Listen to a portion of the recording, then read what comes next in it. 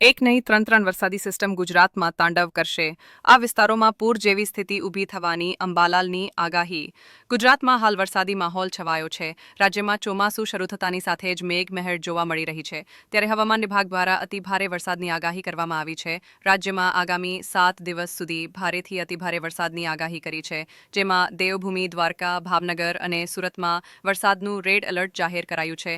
રાજ્યમાં એકસાથે ત્રણ વરસાદી સિસ્ટમ સક્રિય થતા એક સપ્તાહ સુધી ભારેથી અતિભારે વરસાદ વરસશે. હવામાન નિષ્ણાત અંબાલાલ પટેલે ગુજરાતની નદીઓમાં પૂર આવે તેવા વરસાદની આગાહી કરી છે. ગુજરાત પર એક નહીં ત્રણ વરસાદી સિસ્ટમ તાંડવ કરશે. અમદાવાદ, ગાંધીનગરમાં આજે વરસાદની સંભાવના છે.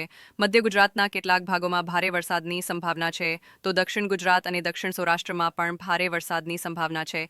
હાલની સ્થિતિને જોતા માછીમારોને આગામી 48 કલાક દરિયો ન ખેડવા માટે અપીલ કરવામાં આવી છે, કારણ કે દરિયો પણ તોફાની બને તેવી શક્યતા છે. આગામી 7 દિવસ અતિ ભારે વરસાદની આગાહી છે. હવામાન વિભાગના વૈજ્ઞાનિક રામાશ્રય યાદવે કહ્યું કે હાલમાં વાતાવરણમાં 3 સિસ્ટમ સક્રિય થતા વરસાદની સંભાવના છે.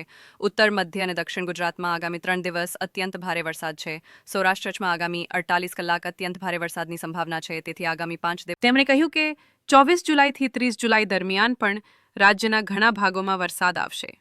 2 થી 8 ઓગસ્ટ દક્ષિણ ગુજરાતમાં ભારે વરસાદ પડશે. તાપી નદી અને નર્મદા બે કાંઠે થવાની આગાહી છે, જેથી દક્ષિણ ગુજરાત અને સુરતના ભાગોમાં આજે ભારેથી અતિભારે વરસાદ થતા જનધનને ધ્યાન રાખવું પડશે. પાણી ઘરમાં ઘૂસે તેવી સ્થિતિ પરિણમશે. ગુજરાતની નદીઓમાં પૂરની શક્યતા રહી શકે છે, તેથી નીચાણવાળા વિસ્તારોમાં રહેતા લોકોએ ધ્યાન રાખવા અપીલ છે.